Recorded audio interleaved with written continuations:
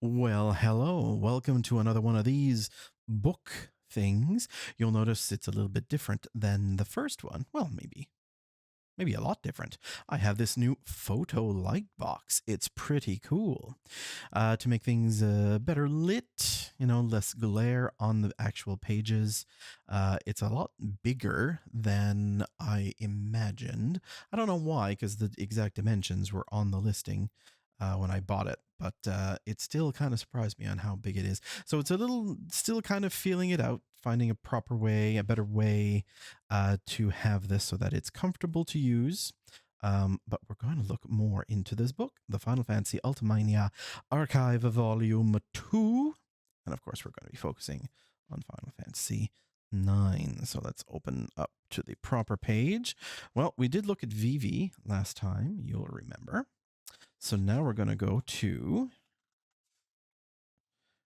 look at Garnet. Here we go.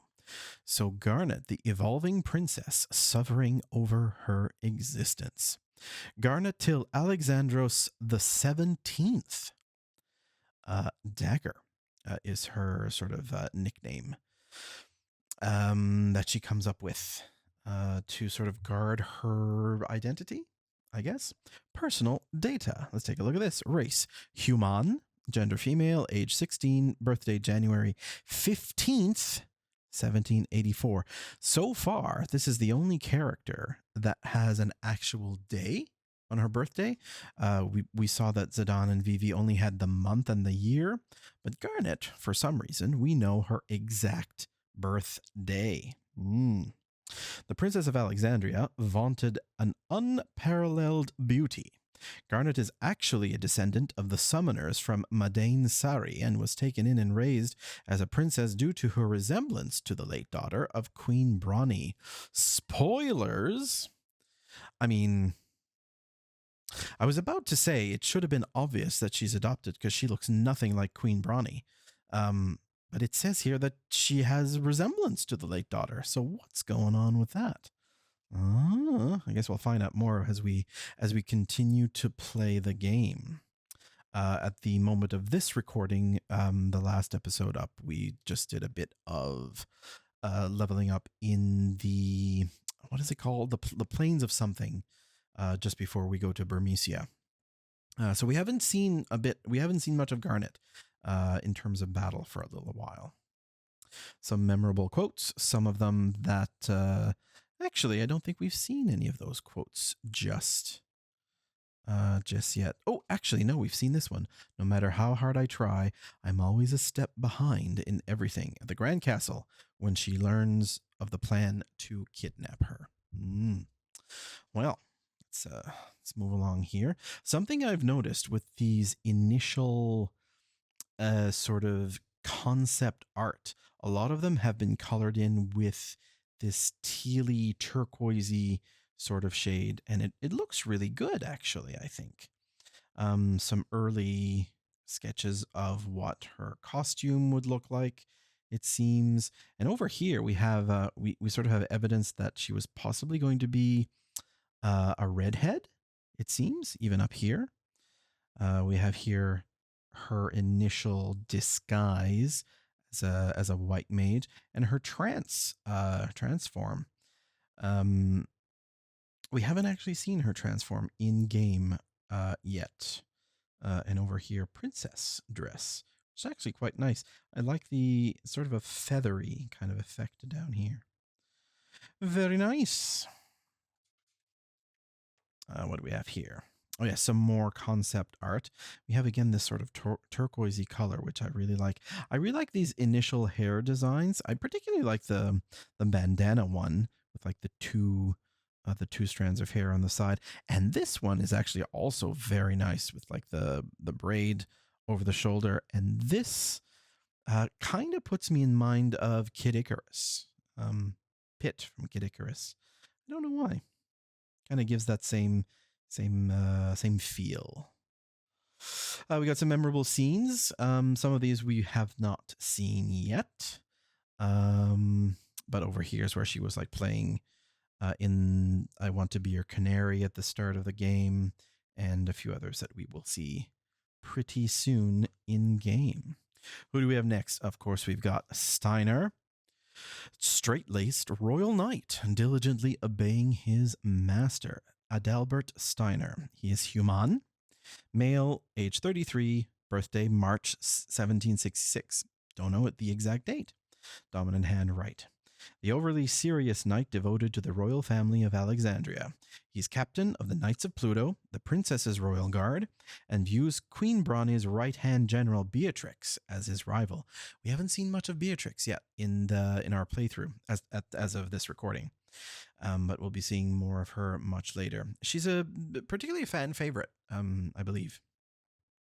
Steiner is rigid to a fault and views the Queen's orders as absolute at the start of the story. He sets forth to retrieve Princess Garnet, but loosens up as he journeys with Zidane's group and gradually rethinks his way of life. We haven't seen any of that yet. All that we know is that he really likes to say "Princess" a lot. So I'm happy that's part of the quote. But there should be just one quote that's just him shouting "Princess."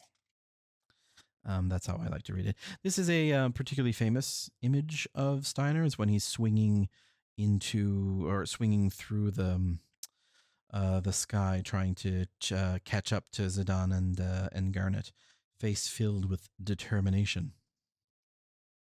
as he's about to hit into the wall. Right. What else do we have? Some more concept art. I really like the look of his trance form, and it reminds me of something, but I can't really place what it reminds me of. It's like one of those things. In trance, Steiner's face is covered with a steel mask, and his armor transforms into a more angular variant. Though Cinna mockingly calls Steiner Tin Man, this appearance only seems to strengthen that image. We didn't read what Garnet's trance actually, like the note on that. Let me see. Let's go back to that page. Dum-de-dum. Here we go. In trance, she morphs into a sleeved leotard. Her tights gain lacy, detailed patterns. On the character sheet, these patterns can be seen on the barrette holding her hair together. Oh, yes, like right there. Yes. Oh, patterned. So she's like, wearing stockings, I guess, as opposed to like bare thighs. Oh, you can sort of see there. Bring it a bit closer and probably try to zoom in. You can sort of see that there. Interesting. In the pre final design, you've got Steiner with that sort of night coif, as opposed to his usual helmet hat. Memorable scenes right here at near the start of the game where he's bombarded with a lot of oglops. Scene coming up, I suppose, later. This might actually be from the end of the game where he and Beatrix sort of reconcile. We'll be seeing that much later, I suppose. Freya, the Burmesian beauty, traveling to find her love. Freya Crescent is her full name. Race Burmesian, gender female, age 21, birthday June 1778. Again, no date. Dominant hand left. Oh, that's interesting. I wonder if that's a reference to Cain in FF4. Because they're both dragoons, Dragon Knight in this game is called, but it's pretty much dragoon. And he was left-handed. Wonder if it's a reference. A gorgeous warrior from the land of Burmecia, a kingdom of anthropomorphic rats. She's one of the Dragon Knights dedicated to protecting the king, but her fellow knight and lover Fratley went missing 5 years ago, and she has long wandered the land in search of him. She traveled with Zidane for a brief time 2 years ago, meets him again during Lindblom's Festival of the Hunt. When she learns that her homeland is in danger, Freya decides to journey with him once more. Freya is high-minded and mature sophisticate with a slightly dated manner of speaking. Does she? I don't feel like that really comes across, at least not in the English localization. She's a bit more formal, which I suppose is enough to say slightly dated, I suppose. But yeah, this scene I think we'll be seeing quite soon in our playthrough when we arrive in Burmecia. The biggest difference in Freya's trans appearance is the mask that covers her entire face. Her overall profile doesn't change much, but a closer look reveals that her garments have hardened and become almost armor-like. Almost. A lot of the trans images are similar in their color scheme, sort of this silvery blue and kind of muted gold. Everyone except Zidane, who's more purple pink. Which is odd. Maybe it's because he's the main character, so he gets his own color scheme. Who knows? I do like the look of Freya, but I find that it's like kind of hard to get a sense of what she really looks like because of the hat, because of the helmet, and just everything generally just covering her face. It's really hard to get a sense of that anthropomorphized rat like countenance.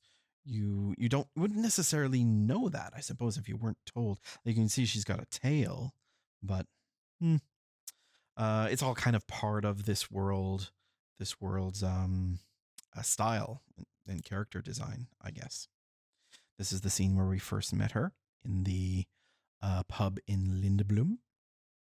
Oh, now look at this here, the expressions. Like I wish we would see more of this in game, like without the hat, and you could very much really see her face and what she looks like. And Quina, youngster, but you'll see the age there down there. Youngster of a mysterious race growing in the pursuit of flavor. Quina Quen. Or is it Kina Ken? I don't know. Should we be saying the Q? I suppose we should, since they've written it out with a QU, because they could use a K, because you could have used a K otherwise, I suppose. And if you do read it in the Japanese, it is Kuina, so there you are.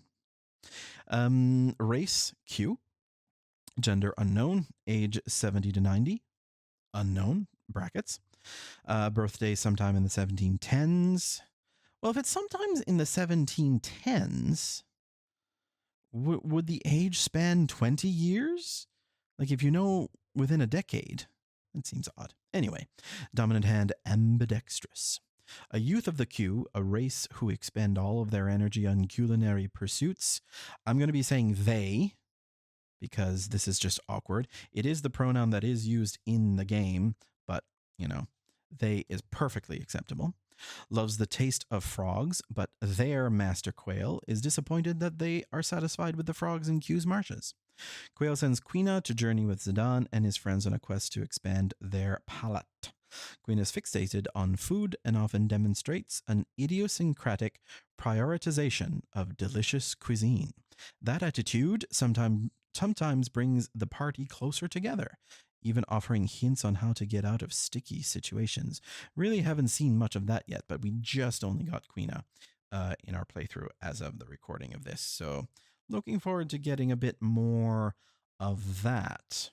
Now, when I first played this game, well, the only time I played this game, like 20 years ago, I didn't use Quina too much just because blue magic, which is Quina's whole deal, has never really been something that I particularly go with in Final Fantasy games.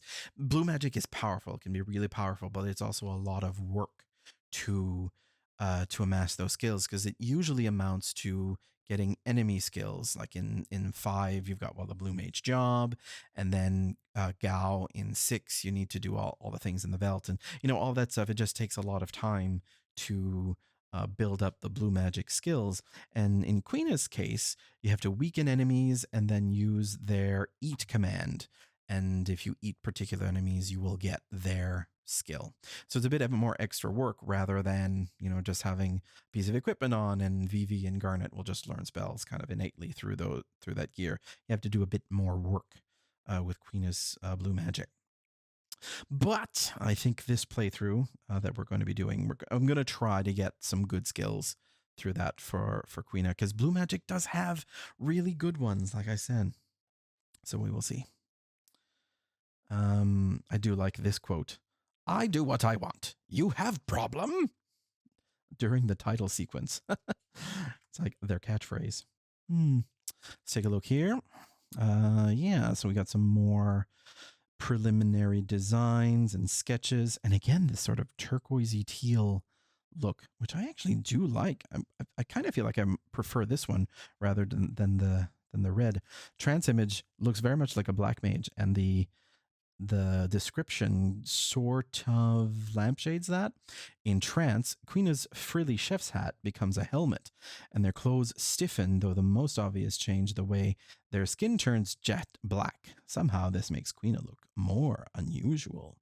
Yeah, very much a black mage sort of countenance, which is interesting. At the start of the game, Queena was actually head chef in Alexandria, which is fun. Well. So that was cool. Yeah. So then we're into characters we have not met yet. So we'll leave that there for this video. How does this look? What does this setup look like? Is it good? There's definitely no more glare on the book that I can see here from just this angle. We'll definitely have to check when we get actually into the video, into the editing and all that stuff. But I think it looks kind of neat. And I'm looking forward to doing a lot of stuff with this Lightbox. One of the other books of Final Fantasy IX that we will be looking at is this gem, the original Brady Games FF9 Official Strategy Guide. Probably one of the most infamous guides because they did this thing where it says enhanced by playonline.com. This word here, enhanced, is a lie. It's really stupid. They sort of got this idea that they would like write a whole bunch of stuff in the book, but then for more details, you would go to this website, put in keywords to get even more stuff. Of course, this is stupid because the website doesn't exist anymore. It like went out of existence just a few years after the book was released. I don't know why they decided to do that. Just capitalize on the whole .com business. But the newest version of the guide, let me see if I can find it. Here we are. So this is sort of a much more deluxe one and came with like in a set of guides from 7 and 8. And this one is actually the same guide that's in this. It's actually written by the same guy, Dan Berlew. But in this one, they've brought in those extra details, mostly in these blue bubbles, where they would have had that requirement to go online. They've actually put in this one, and this one is a hardcover and very nice. So we'll be looking at those guides in due course. Whoops. Okay, well that's fine. I've just thrown everything on the ground. Well, that's a good time to end this video. So thanks very much for watching. Again, do let me know if this is fun. This is interesting. I do want to continue doing these, and we'll see you in the next one. Bye-bye.